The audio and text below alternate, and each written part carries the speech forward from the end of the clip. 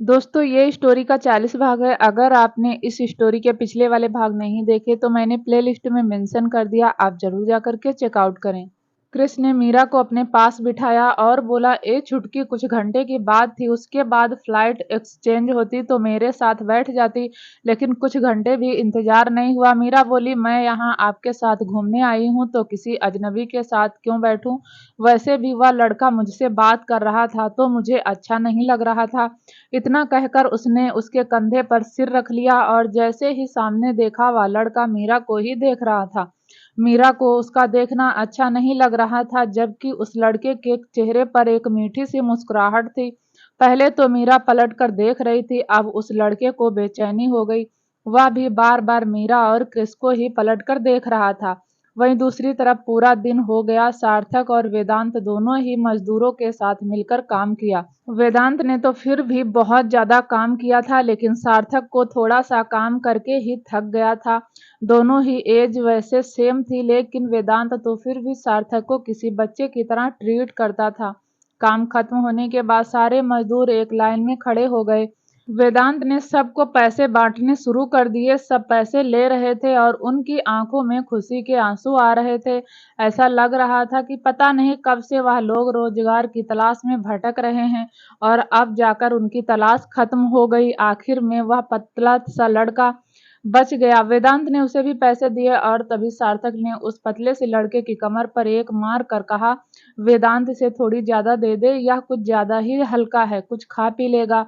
उस लड़के ने सार्थक को देखकर अपना चश्मा ठीक किया और बोला, साहब मैंने कहा ना, मुझे हाथ मत लगाया करो, अच्छा नहीं लगता। सार्थक ने एक आईब्रो चढ़ाकर कहा, ओहो ऐसा तो नहीं, तुम अंदर से कुछ और बाहर से कुछ और हो। उस लड़के ने अपना सलाइवा गटक लिया।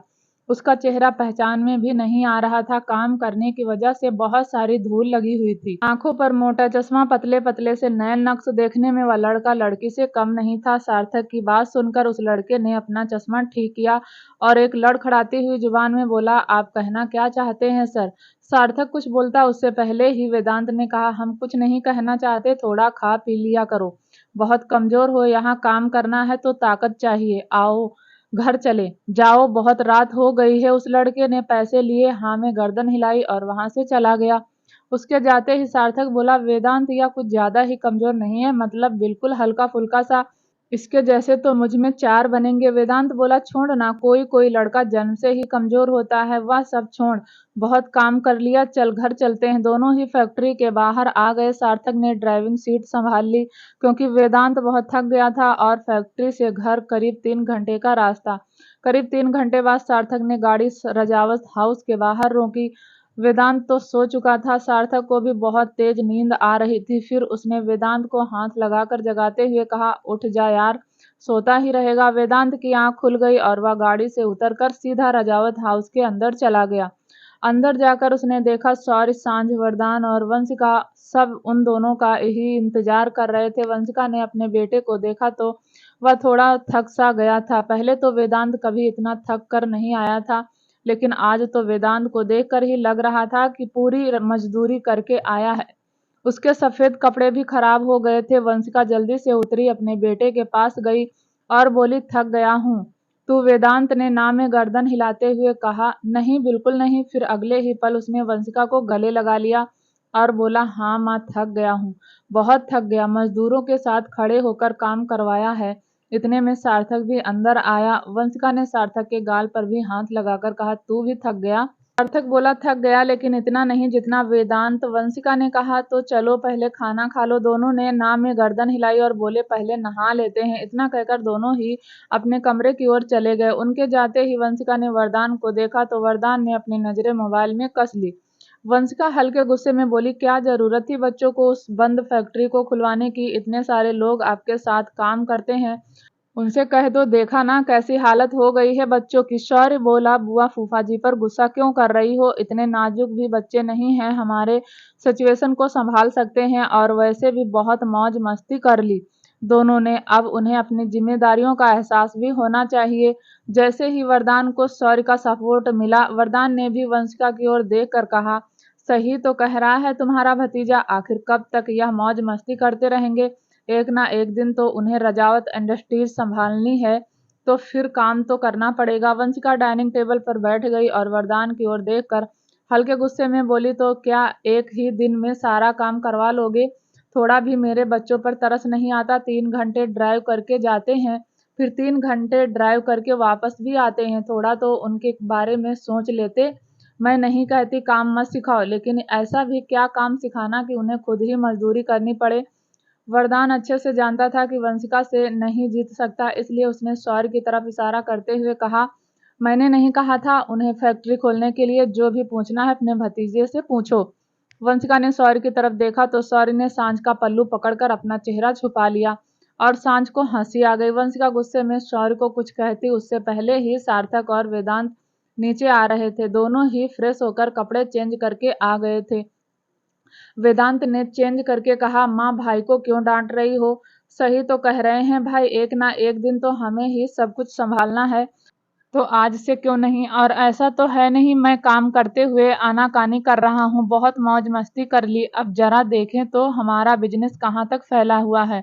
सार्थक भी पैर खींचकर बैठ गया और सांझ को देखकर बोला, माँ आज पहला दिन था, कुछ मीठा बनाया? सांझ ने हाँ में गर्दन हिलाई और सार्थक के गाल पर हाथ लगाकर बोली, तुम्हारी फेवरेट खीर बनाई है? या सुनते ही सार्थक बोला, माँ आप अच्छे से जानती हो खीर मेरी फेवरेट नहीं है, सीधा सीधा बोलो ना कि वेदांत की पसंद का खाना। वेदांत ने अपनी कटोरी में खीर को सर्व करते हुए कहा, तो इतना चिढ़ क्यों रहा है? भाभी तो पहले से ही मेरी पसंद का खाना बनाती हैं। वंशिका ने एक कटोरी में गाजर का हलवा सर्व करते हुए कहा, मैंने बनाया है ना, अपने बेटे के लिए ले तू इसमें से खा ले। वंशिका और सांझ तो अपने बच्चों को खाना खिलाने में बिजी हो गई। शौर्य और वरदान एक दूसरे का मुंह देख रहे थे, फिर उन्होंने खुद ही अपना खाना सर्व कर लिया। खाना खाने के बाद सार्थक खड़ा हुआ और खड़ा होकर अंगड़ाई तोड़कर बोला, पापा रोज रोज तो वहां से आना पॉसिबल नहीं है। शौर्य बोला, तो फिर वहीं रहने का इंतजाम कर लो, हफ्ते में एक बार आ जाना। सार्थक बोला, पापा वह ज्यादा डेवलप एरिया नहीं है, गांव जैसा ही है, वहाँ होटल मिलना मुश्किल है। शौर्य बोला, तो किसी के घर रेंट पर रह लो गेस्ट बनकर। सार्थक अब शौर्य की बात सही लग रही थी। उसने वेदांत को देखा तो वेदांत ने हाँ में गर्दन हिला दी। बैंकॉक, देव, सरगम और मीरा चारों ही वहां से ऑस्ट्रेलिया के लिए फ्लाइट चेंज करने वाले थे और इसलिए उन्हें बैंकॉक के एयरपोर्ट पर वेट करना था।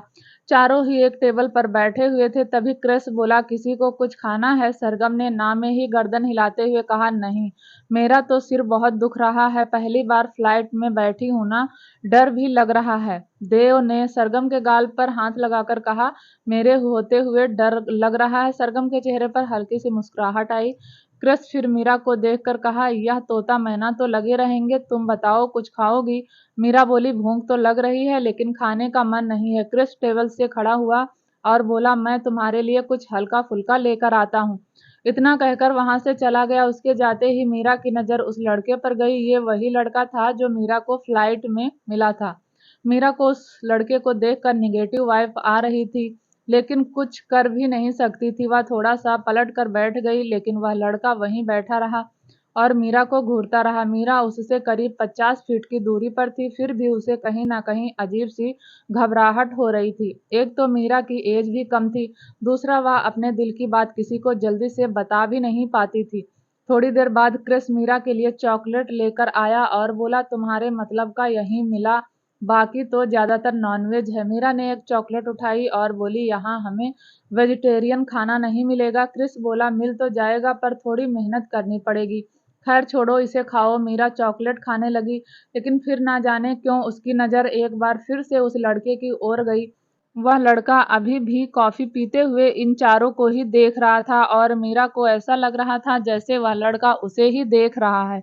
मीरा ने इग्नोर कर दिया और चॉकलेट खाने लगी। वहीं दूसरी तरफ वेदांत और सार्थक दोनों ने डिसाइड कर लिया था कि वह रोज रोज अप डाउन नहीं करेंगे, बल्कि वहीं कहीं किसी कॉलोनी में घर देखकर पेन गेस्ट बन जाएंगे।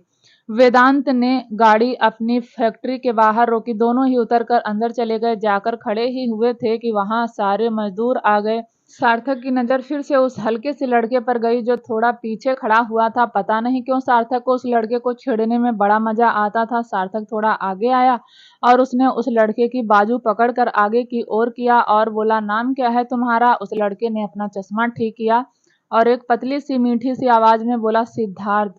सार्थक ने हंसकर कहा, बड़ा प्यारा नाम है सिद्धार्थ। अच्छा चलो एक बात बताओ, यहाँ हमें होटल मिल जाएगा? सिद्धार्थ ने अपना चश्मा ठीक किया और बोला, जी नहीं, यहाँ आसपास होटल नहीं है। 10 किलोमीटर दूर हाईवे पर होटल है। वेदांत ने कहा, यार इतनी दूर कौन जाएगा?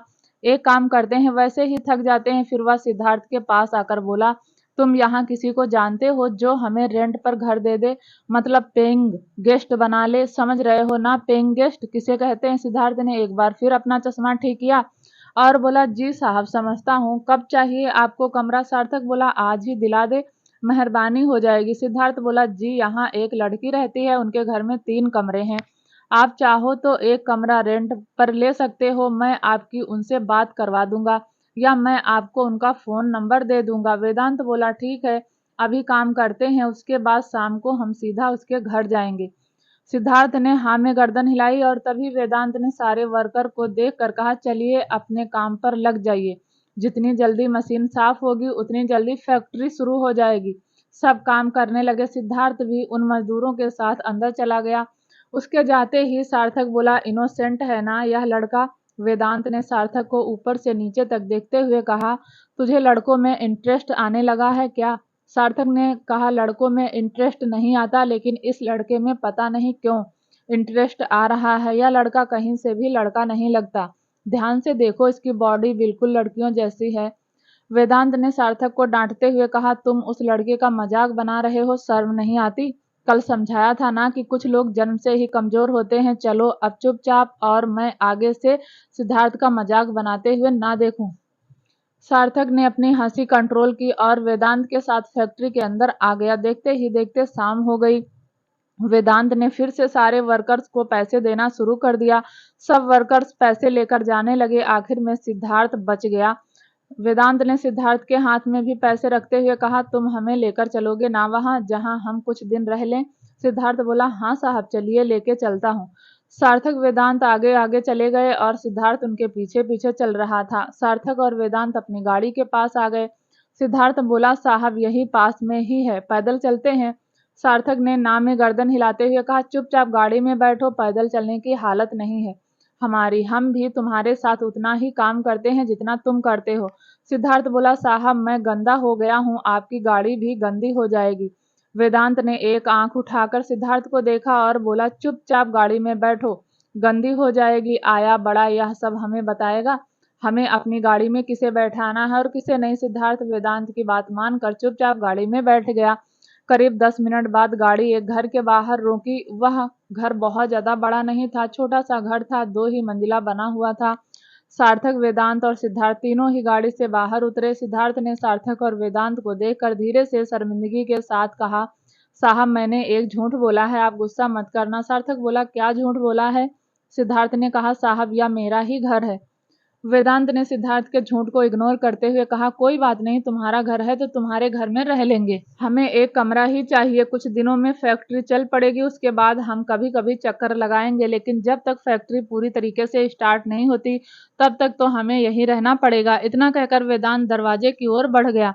सिद्धार्थ और सार्थक दोनों ही पीछे थे। सार्थक ने सिद्धार्थ को देखकर कहा, तो तुम्हारी है 2 खूबसूरत बहन बड़ी हैं, हिम्मत वाले भाई होकर अपनी 2 खूबसूरत बहन के सामने 2 जवान लड़कों को लेकर जा रहे हो। इतना कहकर उसने सिद्धार्थ के कंधे पर हाथ मारा और सिद्धार्थ सीधा बोनट पर जा गिरा। सार्थक ने हंसकर कहा, यार तू कुछ ज्यादा ही हल्का है, सच में कुछ खा पी लिया कर। सिद्धार्थ बोनट से उठा और सार्थक को देखकर बोला, साहब मैंने कहा ना, मुझे हाथ मत लगाया करो, मुझे अच्छा नहीं लगता। अगले ही पल सार्थक ने सिद्धार्थ के गालों को अपनी उंगली और अंगूठे के बीच रखा। उसके गालों को हिलाते हुए बोला, यार तू लड़कियों की तरह नखरे करता है, वैसे तेरे गाल बहुत सॉफ्ट हैं। सिद्धार्थ ने जैसे तैसे सार्थक का हाथ झटक दिया और फिर से एक नाराजगी भरे टोन में बोला, साहब कहा ना हाथ मत लगाया करो, मुझे अच्छा नहीं लगता। सार्थक ने अपने दोनों हाथ हवा में खड़े किए और बोला, ओके सॉरी, नहीं लगाऊंगा। हाँ ठीक है, गुस्सा मत करो। सिद्धार्थ ने हाँ में गर्दन हिला दी। इतने में वेदांत गेट के पास पहुंच गया और उसने बेल बजाई, लेकिन किसी ने गेट नहीं खोला। वेदांत ने फिर से बेल बजाई, इस बार भी किसी ने गेट नहीं खोला। वेदांत ने पलटकर सार्थक और सिद्धार्थ को देखा और फिर सिद्धार्थ से कहा, तेरी बहन तो सो रही है क्या? सिद्धार्थ ने ना में गर्दन हिला दी। वेदांत बोला, 2 बार बेल बजा चुका हूँ, दरवाजा भी खटखटा चुका हूँ, लेकिन तेरी बहन गेट नहीं खोल रही। इतना कहकर वेदांत ने दरवाजे की तरफ मुंह किया और बोला, एक बार और ट्राई करता हूँ। उसने फिर से दरवाजा अपने हाथ से बजाते हुए कहा, अरे यार खोल दे, थक गया हूँ। और तभी दरवाजा खुल गया। वेदांत ने सामने देखा तो उसकी आंखें हैरानी से फैल गई। उसके सामने लड़की खड़ी थी, 5 फुट 2 इंच हाइट होगी, चेहरे पर ओवरलोड मासूमियत, हल्के रंग के कपड़े पहने हुए थे, कॉटन के सूट में ही कहर ढा रही थी। वेदांत की नजर उस लड़की पर ही टिक गई। फिर उसने धीरे से खुद में ही बड़बड़ाया, वामिका। वामिका ने सिद्धार्थ को नहीं देखा और वेदांत को देखकर बोली, जी आप कौन? वेदांत कुछ बोल नहीं रहा था। उसने कभी नहीं सोचा था कि जिस लड़की को वह वन साइड लव करता है, जिसकी याद में वह आज भी बेचैन रहता है, वह लड़की उसकी आंखों के सामने होगी। वेदांत का वन साइड लव उसे बहुत परेशान करता था। उसे नहीं पता था कि उसे यहाँ वामिका मिल जाएगी। वेदांत तो आंखें फाड़े बस वामिका को ही देख रहा था। कुछ पल के लिए उसे लगा कि वह सपना देख रहा है या वामिका नहीं है, लेकिन अगले ही पल वामिका ने फिर कहा, आपसे कुछ पूछ रही हूँ, कौन है आप? और तभी पीछे से सिद्धार्थ आया और वामिका को देखकर बोला, वामिका, यह वेदांत साहब हैं, फैक्ट्री के मालिक। इन्हें कुछ दिनों के लिए रहने के लिए जगह चाहिए, इसीलिए मैंने इन्हें यहाँ आने के लिए कह दिया, मतलब यहाँ लेकर आ गया। वामिका कुछ नहीं बोली। उसने सबसे पहले सिद्धार्थ का हाथ पकड़ा और उसे अंदर खींचा। फिर दरवाजे के पीछे जाकर धीरे से बोली, जानते हो ना कैसा मोहल्ला है? उसके बाद भी 2 लड़कों को यहाँ ले आए। सिद्धार्थ बोला, तुम्हें पता है हमारे पास पैसों की कितनी किल्लत है। यहाँ रहेंगे तो कुछ पैसे हम भी कमा लेंगे, और क्या पता जाते जाते तेरी तनख्वाह भी बढ़ा दे। मैंने थोड़ा प्रैक्टिकल होकर सोच लिया, और रही बात मोहल्ले की, तो हम मोहल्ले में जानते ही किसको हैं। अभी तो हमने यहाँ शिफ्ट किया है, कुछ नहीं होगा। बस वामिका ने सिद्धार्थ के माथे पर 2 उंगलियां लगाई और उसके सिर को हल्का सा पीछे किया और धकेलते हुए बोली, अक्ल नहीं है तुम्हारे अंदर, बेवकूफ कहीं के। आसपास के लोग क्या सोचेंगे? सिद्धार्थ को हल्का सा गुस्सा आया और वह बोला, लोग हमें खाने के लिए नहीं देंगे। वह हमेशा गुस्सा करते हुए धीरे से बोली, तुमसे तो मैं बाद में निपटूंगी, बहुत मनमानी करने लगे हो। फिर वह दरवाजे के पीछे से आकर वेदांत को देखकर बोली, अंदर आइए साहब। वेदांत तो अभी बहुत ज्यादा हैरान था। उसे समझ नहीं आ रहा था वह कैसे रिएक्ट करे। उसके लिए तो एक सपने जैसा था। दिमाग में हजार सवाल चल रहे थे, जिसका जवाब सिर्फ वामिका के पास था। वामिका को तो पता भी नहीं था कि वेदांत जैसा इतना बड़ा बिजनेसमैन उसे वन साइड लव करता है। वेदांत अपने ही ख्यालों में था। वह इतने में वामिका ने फिर से कहा, अंदर आइए साहब। और तभी पीछे से सार्थक ने वेदांत की बाजू पकड़ी और उसे हिलाते हुए होश में लेकर आया और बोला, अंदर नहीं चलना। वेदांत ने हाँ में गर्दन हिलाई और सार्थक वेदांत को लेकर अंदर आ गया। वेदांत की नजर वामिका पर ही टिकी हुई थी। वामिका किचन में गई और 2 गिलास पानी लेकर आई। वामिका ने पानी वेदांत की ओर बढ़ाया। वेदांत ने पानी का गिलास उठा लिया, लेकिन वह अभी भी हैरान था। फिर उसने सार्थक की ओर पानी बढ़ाया तो सार्थक ने भी पानी का गिलास पकड़ लिया। सार्थक ने देखा तो वह घर 2 मंजिला था। नीचे एक कमरा, रसोई और छोटा सा हॉल था, और शायद 2 कमरे ऊपर होंगे, या सार्थक ने अंदाजा लगा लिया था। घर रहने लायक तो था, लेकिन घर में बहुत ज्यादा सामान नहीं था। एक सोफा था, 2 कुर्सियां, एक छोटी सी टेबल। कमरे के अंदर शायद एक बैग था। छोटा सा किचन। घर की हालत देखकर ही पता चल रहा था कि वामिका और सिद्धार्थ बस अपना गुजारा कर रहे हैं। सार्थक ने पूरा पानी पिया और गिलास ट्रे में रख दिया। फिर उसने सिद्धार्थ की ओर देखकर बोला, या तुम्हारी बहन है? सिद्धार्थ ने हाँ में गर्दन हिला दी। सार्थक ने दूसरा सवाल किया, और तुम्हारी दूसरी बहन? सिद्धार्थ बोला, मेरी कोई दूसरी बहन नहीं है। यह सुनते ही सार्थक की आंखें हैरानी से फैल गई। सार्थक हल्के गुस्से में बोला, अबे यह भी तुमने झूठ बोला था। तुमने नहीं कहा था कि वहां 2 लड़कियां रहती हैं? यह एक रही, दूसरी कहाँ है? सिद्धार्थ ने अपना सलाइवा गटकते हुए कहा, नहीं, सब झूठ नहीं बोला। वह मेरी दूसरी बहन बाहर पढ़ने गई है, वह हॉस्टल में रहती है। सार्थक ने सिद्धार्थ की बात पर यकीन कर लिया। तभी वेदांत बाहर की तरफ जाने लगा। सार्थक ने वेदांत का हाथ पकड़ा तो वेदांत बोला, एक कॉल करके आता हूँ। इतना कहकर उसने सार्थक का हाथ झटका और बाहर चला गया। सार्थक ने सिद्धार्थ को देखकर कहा, खाना पानी कुछ मिलेगा कि नहीं? सुबह घर से बस नाश्ता करके आए हैं। सिद्धार्थ ने हाँ में गर्दन हिलाई और वामिका की ओर देखकर कहा, वामिका साहब के लिए खाना बना दो। वामिका ने एक नजर गुस्से में सिद्धार्थ को देखा और चुपचाप किचन में चली गई। ज्यादा बड़ा किचन नहीं था, छोटा ही था। वामिका जाकर वहां खाना बनाने लगी। सार्थक ने अपने दोनों हाथ खोलकर अंगड़ाई तोड़ी तो उसका एक हाथ सिद्धार्थ की आंख में लग गया। सिद्धार्थ ने अगले ही पल अपना चश्मा पकड़ लिया। अगर वह चश्मा नहीं पकड़ता तो उसका चश्मा गिर जाता और बिना चश्मे के उसे धुंधला धुंधला दिखाई देता था। सिद्धार्थ ने अपना चश्मा ठीक किया और फिर सार्थक को देखकर बोला, साहब थोड़ा छोटा घर है, आप एडजस्ट तो करेंगे ना? सार्थक ने अगले ही पल सिद्धार्थ के गले में अपनी एक बांह लपेटकर उसे हल्का सा सीने से लगाकर उसकी आंखों में देखकर बोला, हाँ कर लूंगा, तू यह बता किराया कितना लेगा? सिद्धार्थ के दिल की धड़कन बढ़ गई। उसने अपना चश्मा ठीक किया और बोला, साहब जो आपको ठीक लगे वह देना, लेकिन मैंने कहा था ना, मुझे कोई छू ले मुझे पसंद नहीं। सार्थक ने सिद्धार्थ को छोड़ दिया और फिर वहीं पड़े एक सोफे पर बैठने लगा, लेकिन सार्थक पूरी तरीके से बैठता उससे पहले ही सिद्धार्थ बोला, साहब रुक जाइए। सार्थक बैठता बैठता रुक गया। सिद्धार्थ जल्दी से सोफे के पास गया और उसने सोफे के एक पैर के नीचे ईंट लगा दी और फिर बोला, साहब बैठ जाइए, वह सोफा एक तरफ से झुका हुआ है जिस वजह से बैलेंस नहीं बनता, पर मैंने ईंट लगा दी, अब बैलेंस बन जाएगा। सार्थक को थोड़ा सा सिद्धार्थ की कंडीशन देखकर बुरा लगा, लेकिन फिर वह बैठ गया। वहीं बाहर वेदांत किसी को फोन पर कह रहा था, इतना वक्त नहीं है मेरे पास, मैं तुम्हें वामिका की फोटो भेज रहा हूँ, जितनी जल्दी हो सके मुझे इस लड़की के बारे में पता करके बताओ। इस लड़की की लाइफ में एक लड़का था जिससे यह प्यार करती थी और दोनों शादी करने वाले थे। अचानक से वह लड़का कहाँ चला गया और यह लड़की यहाँ क्या कर रही है? या तो दिल्ली में थी। दूसरी तरफ से आवाज आई, सर मैं किसी काम से थाईलैंड आया हुआ हूँ, 1 महीने बाद आऊंगा। यह सुनते ही वेदांत को गुस्सा आ गया और वह बोला, थाईलैंड में काम होता है, मुझे पता है, पहली फ्लाइट लेकर इंडिया आओ और मैंने जो काम बताया है वह काम करो। दूसरी तरफ से आवाज आई, सर आप समझ नहीं रहे, मैं पहले थाईलैंड रहूंगा, उसके बाद बैंकॉक जाऊंगा, उसके बाद ही इंडिया आऊंगा, प्लीज सर 30 दिन की तो बात है। वेदांत ने गुस्से में कहा, 30 दिन में 35 बार मर जाऊंगा, मैं वामिका की सूनी आंखें नहीं देख सकता, मुझे जानना है कि उसकी लाइफ में क्या हुआ।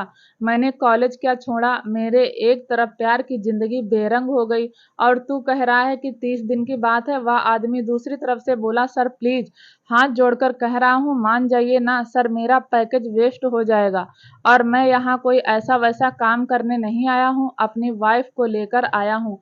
सर मैं वापस आ गया ना तो मेरा डाइवोर्स हो जाएगा। सर शादी के 4 साल बाद पहली बार अपनी बीवी को लेकर घूमने आया हूँ। सर प्लीज समझने की कोशिश कीजिए, वह क्या है ना, मेरी बीवी कंसीव नहीं कर पा रही, जिस वजह से वह परेशान रहती, उसका मूड ठीक करने के लिए यहाँ आ गया। सर मैं आते ही आपका काम कर दूंगा सर, प्लीज सर।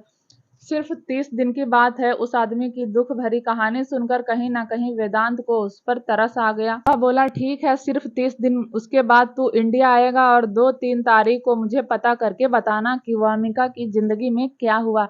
इतना कहकर वेदांत ने फोन कट कर दिया और फिर पलट कर उस घर को देखा। वेदांत को खुद नहीं पता था उसे खुश होना चाहिए या दुखी, लेकिन एक बात तो थी, वेदांत का प्यार बहुत प्योर था, वह वामिका को ऐसे नहीं देख सकता था।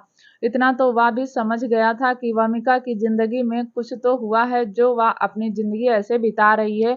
और तभी सार्थक की आवाज, वेदांत अब क्या बाहर ही खड़ा रहेगा, आ जाना खाना खा लेते हैं। वेदांत अंदर चला गया। अंदर जाकर उसने देखा सार्थक सोफे पर बैठा हुआ था और उसके सामने एक टेबल थी जिस पर खाना रखा हुआ था और सिद्धार्थ किसी नौकर की तरह खड़ा हुआ था, जैसे सार्थक उसे कुछ लाने के लिए कहेगा और सिद्धार्थ जल्दी से किचन में से जाकर वह सामान लेकर आ जाएगा। वेदांत भी आकर सार्थक के पास बैठ गया। सिद्धार्थ जल्दी से किचन में गया और वहां से थाली वेदांत के लिए भी लेकर आया और उसने टेबल पर रख दी। वेदांत ने थाली को देखा, उसमें रोटी सब्जी चावल रायता सलाद थे। वेदांत ने सिद्धार्थ की ओर देखकर कहा, तुम्हारी बहन ने बनाया? सिद्धार्थ ने हाँ में गर्दन हिला दी। वेदांत उस खाने को ही देखता रहा। यह पहली बार था कि वह वामिका के हाथ का खाना खाने वाला था और वेदांत तो जानता था कि वह आज कितना खुश था। उसने पूरी दुनिया घूमी हुई थी, किसी भी कंट्री के फेमस होटल और रेस्टोरेंट का खाना खाया हुआ था। इंडिया में तो शायद ही कोई ऐसा रेस्टोरेंट या होटल होगा जिसे खाने का स्वाद वेदांत और सार्थक ने चखा ना हो। लेकिन आज वेदांत उस खाने को निहार रहा था। उसका मन कर रहा था कि वह खाने को कभी ना खाए, अपने पास रख ले। इतने में सिद्धार्थ बोला, साहब खा लीजिए, पसंद नहीं है तो वामिका से कहकर कुछ और बनवा देता हूँ। वेदांत ने सिद्धार्थ की ओर देखा और बोला, नहीं खाना तो देखने में ही बहुत टेस्टी है। इतना कहकर वेदांत ने रोटी का एक टुकड़ा तोड़ा और उसमें सब्जी लेकर खाया। वेदांत की आंखों में हल्का सा पानी आ गया। वह बहुत इमोशनल हो गया था। उसने कभी नहीं सोचा था कि वह वामिका के साथ हाथ का खाना खाएगा, लेकिन वामिका की कंडीशन देखकर उसे बहुत बुरा लग रहा था। उसे नहीं पता था कि वामिका की जिंदगी में क्या हुआ और यह जानने के लिए वह बेचैन हो रहा था। धीरे धीरे वेदांत ने पूरा खाना खा लिया और थाली सिद्धार्थ की ओर बढ़ाते हुए कहा, तुम्हारी बहन बहुत अच्छा खाना बनाती है, बहुत अच्छा, बहुत ज्यादा अच्छा। इतना कहकर उसने किचन की ओर देखा जहां वमिका खड़ी हुई थी। कुछ सेकंड के लिए वमिका और वेदांत की नजरें एक दूसरे से टकराई, लेकिन अगले ही पल वमिका ने अपनी पलकें झुका ली, किचन के अंदर चली गई और वेदांत ने एक गहरी सांस ली। सार्थक भी खड़ा होकर बोला, हाँ तो सिद्धार्थ, सोना कहाँ है? सिद्धार्थ ने सीढ़ियों की तरफ इशारा करते हुए कहा, साहब ऊपर 2 कमरे हैं, एक कमरे में सामान है और दूसरा कमरा खाली पड़ा है, मैं उसे अभी अभी ठीक करके आता हूँ। मतलब आप लोगों के लिए सोने के लायक बनाकर आता हूँ, तब तक आप यहीं बैठे रहे। इतना कहकर सिद्धार्थ तेज कदमों से सीढ़ियों से होता हुआ ऊपर चला गया। थोड़ी देर बाद सार्थक भी सीढ़ियों की ओर जाता हुआ बोला, वेदांत मैं जा रहा हूँ, तुम भी आ जाना। वेदांत सोफे पर ही बैठा अपने फोन की स्क्रीन को स्क्रॉल कर रहा था और वह अपने फोन में वमिका की कॉलेज टाइम की फोटो देख रहा था। इस वमिका में और कॉलेज टाइम की वमिका में बहुत फर्क था। ऐसा लग रहा था कि वह वमिका को नहीं बल्कि उसकी किसी हमशक्ल को देख रहा है। सार्थक जब ऊपर आया तो उसने एक कमरे की तरफ झांक कर देखा तो उस कमरे में बहुत सारा सामान था, अजीब सा लोहा, मशीन, पता नहीं क्या क्या। वहीं दूसरी तरफ का कमरा पूरी तरीके से खाली पड़ा हुआ था। सार्थक ने उस कमरे में झांक कर देखा तो सिद्धार्थ उस कमरे को साफ कर रहा था। शायद सिद्धार्थ और वमिका उस कमरे का इस्तेमाल नहीं करते थे। सिद्धार्थ ने सारा वक्त कमरा साफ किया और सार्थक कमरे के बाहर खड़ा हुआ उसे देखता रहा। साफ करने के बाद सिद्धार्थ ने 2 गद्दे बिछाए, उस पर एक चादर बिछाई और फिर जैसे ही पलटा वैसे ही सार्थक से टकरा गया। सार्थक ने एक आईब्रो चढ़ाकर सिद्धार्थ को देखा और बोला, तुम्हें तो किसी का छूना पसंद नहीं, अब तुम मुझसे खुद ही टक्कर मार रहे हो। सिद्धार्थ थोड़ा सा शर्मिंदगी के साथ बोला, नहीं साहब, गलती से लग गई, मुझे नहीं पता था आप पीछे खड़े हैं, आइए अंदर, मैंने कमरा साफ कर दिया है, सो जाइए। सार्थक अंदर आ गया और नीचे जमीन पर बिछे गद्दों को देख कर बोला, बेड नहीं है? सिद्धार्थ ने कहा, नहीं साहब, बेड तो नहीं है, आप आज की रात बिता लीजिए, कल मैं आपके लिए इसी कॉलोनी में एक अच्छा सा घर ढूंढ दूंगा जहां आपको सारी सुविधा मिलेंगी। सार्थक गद्दों पर पसलता हुआ बोला, नहीं रहने दो, इतना बुरा भी नहीं है, एडजस्ट कर लेंगे। इतना कहकर उसने अपनी जेब में से गाड़ी की चाबी निकाली और सिद्धार्थ की ओर बढ़ाते हुए कहा, गाड़ी में मेरा कुछ सामान है, लाकर दे दो, लैपटॉप होगा, चार्जर होगा, पानी की बोतल होगी। सिद्धार्थ ने ना में गर्दन हिलाते हुए कहा, साहब मुझे नहीं पता वह महंगी वाली गाड़ी कैसे खुलती है। सार्थक ने गाड़ी की चाबी उठा ली और सिद्धार्थ ने पकड़ ली। सार्थक बोला, नीचे वेदांत को गाड़ी की चाबी दे दो और कह देना कि गाड़ी में से सामान निकाल कर लाए, वह निकाल देगा। सिद्धार्थ ने हाँ में गर्दन हिलाई और चुपचाप वहां से चला गया। उसके जाते ही सार्थक खुद से बोला, बहुत इनोसेंट है, पता नहीं इस दुनिया में कब तक टिकेगा। वहीं वेदांत बैठा रहा, चोर नजरों से किचन की ओर देख रहा था, जैसे सोने से पहले एक बार वामिका को देखना चाहता हो। फिर कुछ सोचकर उसने हल्का सा खांसा और बोला, थोड़ा पानी मिलेगा? वामिका जो कि किचन में काम कर रही थी, उसने वेदांत की आवाज सुन ली और एक गिलास पानी लेकर बाहर आ गई। उसने वेदांत की तरफ गिलास बढ़ाते हुए कहा, साहब पानी। वेदांत ने पानी ले लिया और एक एक घूंट पीने लगा। वेदांत के मन में ना जाने कितनी हलचल हो रही थी, लेकिन उसे अपनी हलचल को शांत करने के लिए 30 दिन का इंतजार करना पड़ता। पानी पीने के बाद उसने गिलास वमिका की ओर बढ़ा दिया और फिर वमिका गिलास लेकर फिर से किचन में चली गई। ना चाहते हुए भी वेदांत सोफे से खड़ा हुआ, लेकिन तभी सिद्धार्थ वेदांत के सामने आकर उसे गाड़ी की चाबी देता हुआ बोला, साहब दूसरे साहब ने कहा है कि गाड़ी में से सामान निकाल कर ले आओ। वेदांत ने गाड़ी की चाबी ले ली और बाहर की तरफ चला गया। सिद्धार्थ सीधा किचन में गया और वमिका को देखकर बोला, रोटियां कम तो नहीं पड़ी?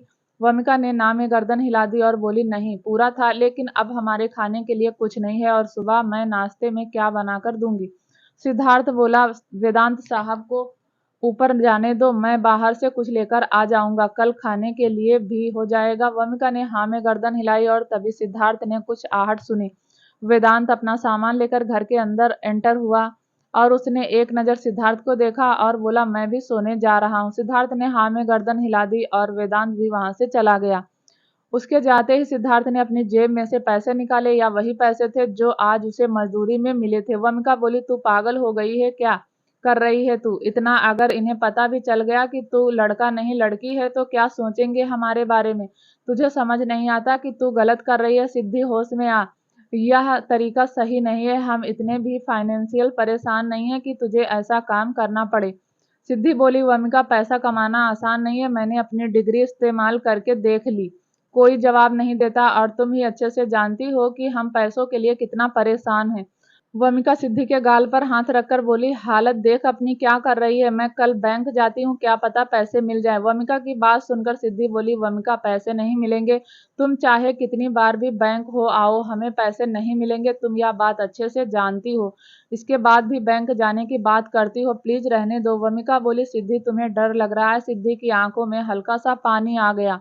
उसने अपना चश्मा निकाला और बोली, हाँ लगता है डर, बहुत कुछ खो चुके हैं हम दोनों, और खोने की हिम्मत हमारे अंदर नहीं है। देखो या दोनों भाई यहाँ ज्यादा दिन तक नहीं रहेंगे, लेकिन जितने दिन भी रहेंगे हमें पैसों की कमी महसूस नहीं होगी। उनके जाने के बाद देख लेंगे कुछ काम धंधा, तब तक जैसा चल रहा है चलने दो। वमिका ने सिद्धि को गले लगा लिया और उसकी कमर को रब करते हुए बोली, अच्छा तुम रोना बंद करो, बहुत रोती हो, शांत हो जाओ, जैसा तुम चाहती हो वैसा ही होगा। सिद्धि थोड़ा सा दूर हुई और अपना चश्मा लगाकर बोली, ठीक है मैं फिर खाने के लिए कुछ लेकर आती हूँ, सुबह बनाकर खिला देना। वमिका ने हाँ में गर्दन हिलाई और सिद्धि वहां से चली गई। वहीं दूसरी तरफ सार्थक तो सो चुका था, लेकिन वेदांत तो उसकी आंखों में नींद नहीं थी। बार बार वमिका का चेहरा उसकी आंखों के सामने घूम रहा था। करवट लेकर बेचैन होने के अलावा वेदांत के पास दूसरा ऑप्शन नहीं था। कुछ सोचकर वेदांत गद्दे से खड़ा हुआ और गेट खोलकर छोटी सी बालकनी के बाहर चला गया। बाहर ठंडी ठंडी हवाएं आ रही थी। आसपास ज्यादा मकान नहीं थे, इक्का दुक्का मकान ही थे। वेदांत ने आंखें बंद की तो उसे वह पल याद आया जब वह पहली बार वमिका से मिला था। वेदांत को वमिका से हुई मुलाकात अच्छे से याद थी, जबकि वमिका को ही पता नहीं चला कि उसके घर में जो रह रहा है वह सीनियर वेदांत है। 2 साल पहले वेदांत ने बाइक सिग्नल पर रोकी, रेड लाइट थी, पीछे सार्थक बैठा हुआ था। वेदांत बोला, सार्थक यार हमारा कॉलेज कुछ ज्यादा दूर नहीं है। सार्थक ने कहा, हाँ है तो, पर क्या कर सकते हैं, पापा ने 4 पैसे बचाने के चक्कर में रघुवंशी फैमिली के कॉलेज में ही हमारा एडमिशन करवा दिया। यह बोलकर सार्थक हंसने लगा और वेदांत के चेहरे पर भी मुस्कुराहट आ गई। और तभी वेदांत ने रेड लाइट देखी, जिसमें अभी भी 2 मिनट बाकी थे।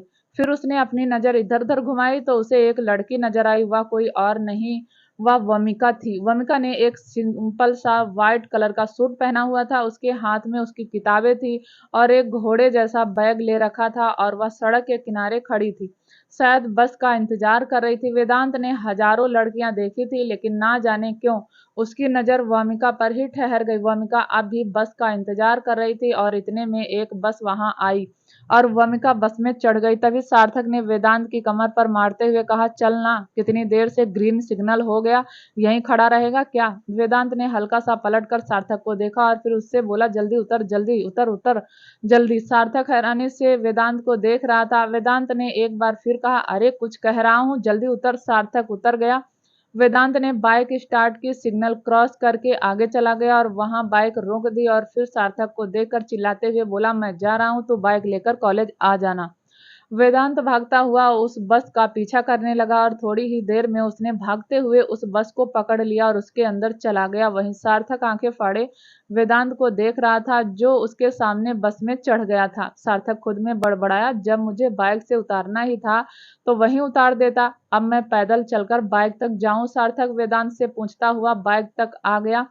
फिर उसने बाइक स्टार्ट की और वहां से चला गया। वहीं वेदांत बस में चढ़ चुका था। बस में बहुत भीड़ थी, पहली बार वेदांत ने बस का सफर किया था।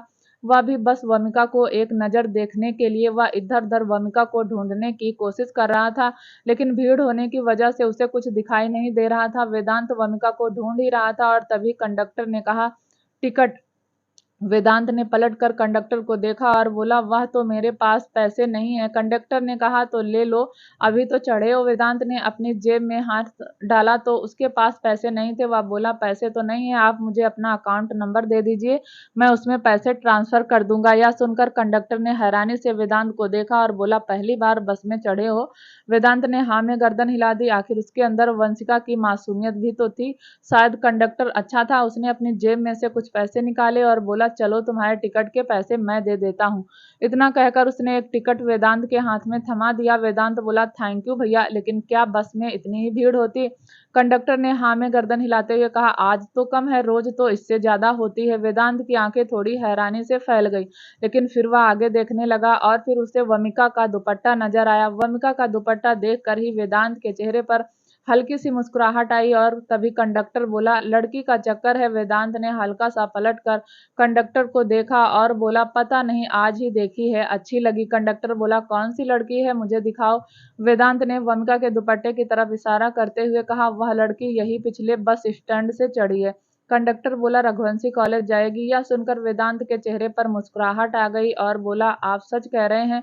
कंडक्टर ने हाँ में गर्दन हिला दी और थोड़ी ही देर में बस रुकी। जैसा कंडक्टर ने कहा था, वह रघुवंशी कॉलेज का ही बस स्टैंड था।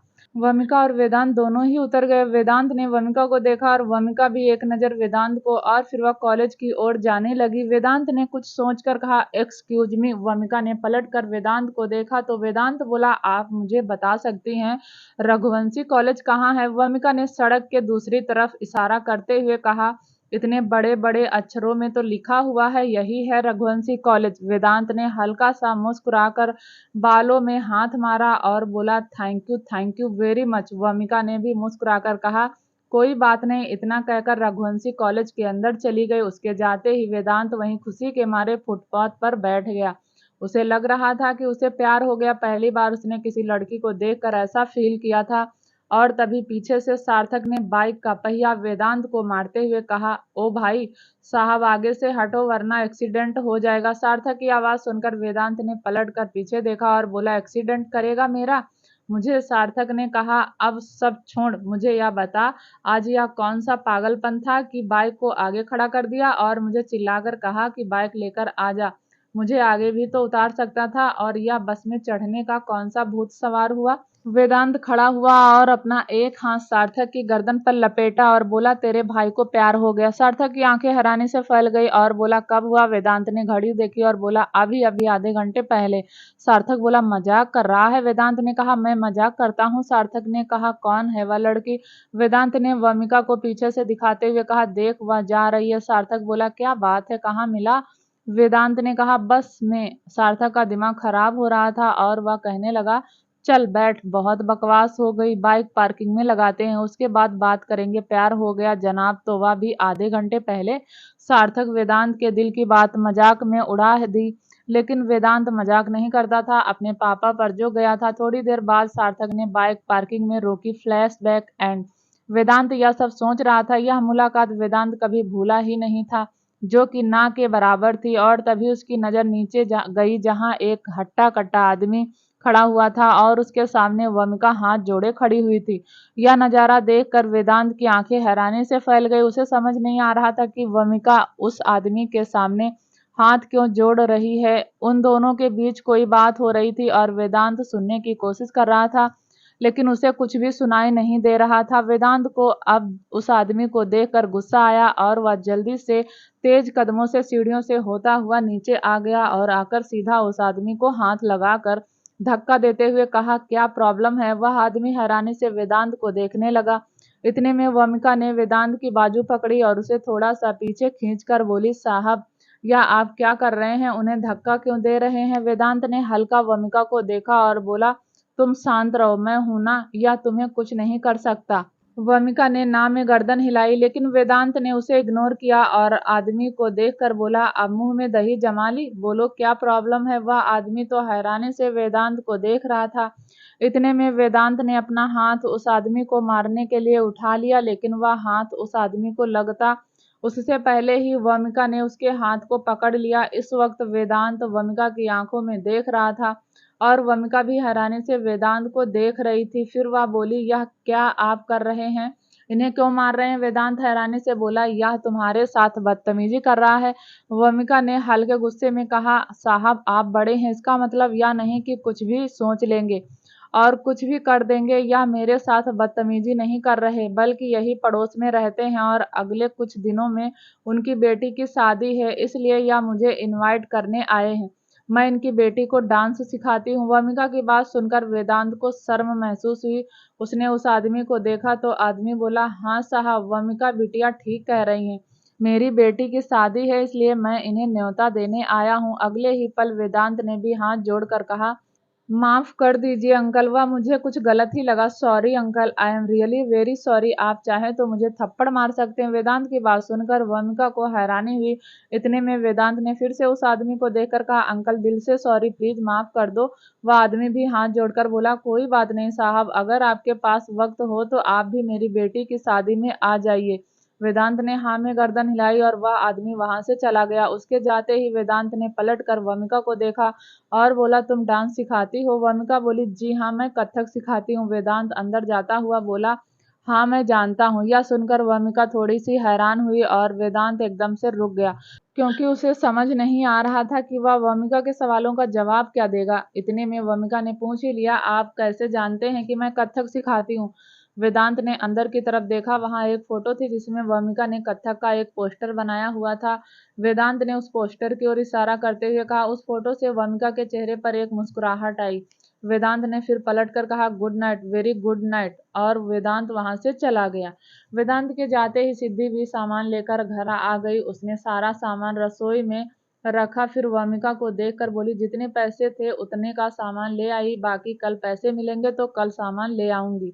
वमिका बोली, कल की कल सोचेंगे, चलो बैठो खाना खा लो। इतना कहकर वमिका ने सिद्धि का हाथ पकड़ा और उसे सोफे पर बैठा दिया और फिर किचन में से एक थाली लेकर आई। उसमें 2 रोटी, सब्जी और अचार था। सब्जी ज्यादा नहीं थी, इसीलिए वमिका अचार लेकर आई थी। सिद्धि ने एक बाइट लिया, उसे खाने को हुई, लेकिन फिर वह वमिका को देखकर बोली, तुमने खाया? वमिका ने ना में ही गर्दन हिला दी। सिद्धि ने रोटी ली, सब्जी रखी, उसे रोल बनाया और वमिका की ओर बढ़ा दिया और वमिका ने भी मुस्कुराकर उस रोल को पकड़ लिया। रघुवंशी मेंशन। अभिमान फ्रेश होकर बाहर आया तो उसने कमरे में आराध्या को नहीं देखा। अभिमान ने आराध्या को आवाज लगाते हुए कहा, गिलहरी कहाँ चली गई? इतने में आराध्या बालकनी से कमरे में आई और बोली, कहाँ जाएगी गिलहरी, यही है, मन थोड़ा खट्टा हो रहा था इसलिए बाहर हवा खाने चली गई। अभिमान ने हंसकर कहा, हवा खाने की चीज है? आराध्या बोली, हाँ खाने की चीज है, और कुछ पूछना है तो पूछ लो, मैं हर बात का जवाब दे दूंगी। अभिमान ने अपनी बाजू फोल्ड करते हुए मिरर में देखा और बोला, हाँ मैं जानता हूँ, बेटा ही होगा और बहुत खतरनाक होगा, तुम्हारी बातों से लगता है। आराध्या के चेहरे पर मुस्कुराहट आ गई और तभी अभिमान का फोन वाइब्रेट हुआ। अभिमान ने फोन देखा तो उसमें कनिका नाम फ्लैश हो रहा था। अभिमान की भौहें हैरानी से तन गई। उसने एक नजर आराध्या को देखा और फोन रिसीव करके बालकनी में चला गया। अभिमान बोला, हाँ कनिका क्या हुआ? कनिका बोली, सरवा मुझे कुछ पैसे चाहिए थे। नहीं, मतलब मैं आपके पैसे वापस कर दूंगी। अभिमान बोला, देखो मैंने पहले भी कहा था, अभी कह रहा हूँ, जैसा कार्तिक तुम्हारा वैसा मैं भी तुम्हारा भाई हूँ और तुम अपने भाई से कुछ भी मांग सकती हो। कनिका कुछ नहीं बोली। अभिमान ने फिर कहा, बताओ कितने पैसे चाहिए? कनिका बोली, सर अमाउंट बोला जाता है। अभिमान बोला, तुम बस मुझे बताओ कितने पैसे चाहिए। कनिका बोली, वह आगे पढ़ाई करना चाहती हूँ तो मुझे करीब 10 लाख की जरूरत है। अभिमान के लिए 10 लाख बहुत बड़ा अमाउंट नहीं था। वह बोला, हाँ क्यों नहीं, मैं तुम्हें ट्रांसफर कर देता हूँ, या तुम एक काम करो, मुझे अपने डॉक्यूमेंट भेज दो, मैं तुम्हारा टॉप कॉलेज में एडमिशन करवा दूंगा। यह सुनकर कनिका बोली, नहीं नहीं सर, रहने दीजिए, मैं अपनी दादी को छोड़कर दूर नहीं जाऊंगी। अभिमान बोला, मैं तुम्हारे घर के आसपास ही कॉलेज देखूंगा। कुछ सोचकर कनिका ने कहा, नहीं सर रहने दीजिए, मुझे अब महसूस हो रहा है कि मैंने आपसे बहुत ज्यादा पैसे मांग लिए। अभिमान ने बहुत प्यार से कहा, अच्छा तुम मुझे अपना अकाउंट नंबर भेजो, मैं पैसे भेज देता हूँ, उसके बाद तुम्हें जिस कॉलेज में एडमिशन कराना है करवा लेना। कनिका ने फोन कट कर दिया। थोड़ी ही देर में फोन वाइब्रेट हुआ, उसमें अकाउंट नंबर था और अभी के अभी अभिमान ने बिना सोचे समझे कनिका के अकाउंट में 10 लाख ट्रांसफर कर दिए। तभी आराध्या बोली, कनिका कौन है? अभिमान ने पलटकर आराध्या को देखा और बोला, तुम्हें हर बात सुनने की जरूरत नहीं, और कुछ बातें प्रोफेशनल होती हैं, हर किसी को नहीं बताई जाती। मैं हर किसी में आती हूँ। अभिमान ने कहा, तुम्हें जलन हो रही है? आराध्या ने कहा, नहीं हो रही है, लेकिन जानना चाहती हूँ कि ऐसी कौन सी लड़की है जो तुम्हें झेल सकती है। अभिमान ने हल्का सा मुस्कुराकर कहा, ऐसी तो बहुत लड़कियां हैं जो मुझे झेल सकती हैं। आराध्या भी बोली, जी नहीं मिस्टर रघुवंशी, आपको मेरे अलावा कोई नहीं झेल सकता, कोई भी नहीं। अभिमान ने आराध्या के गालों को अपने एक ही हाथ में पकड़ा और हिलाते हुए बोला, इतना घमंड अच्छा नहीं, टूट जाएगा।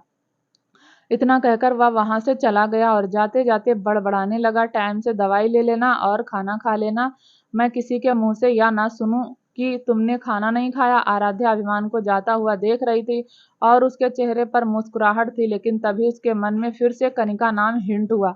वहीं दूसरी तरफ ऑस्ट्रेलिया में बीच पर देव, सरगम, मीरा, क्रश चारों ही इंजॉय कर रहे थे, एक दूसरे पर पानी उछाल रहे थे। मीरा ने एक टॉप और लॉन्ग स्कर्ट पहनी हुई थी जिसमें वह बहुत खूबसूरत लग रही थी कि सरगम ने लॉन्ग कुर्ती और जीन्स पहना हुआ था। दोनों को ही कपड़े पहनने में कोई रिस्ट्रिक्शन नहीं थी, लेकिन वह अपनी स्कर्ट के हिसाब से कपड़े पहनती थी। दोनों बहनें बहुत खुश थी। ना जाने कितने सालों बाद वह इतना खुश नजर आ रही थी।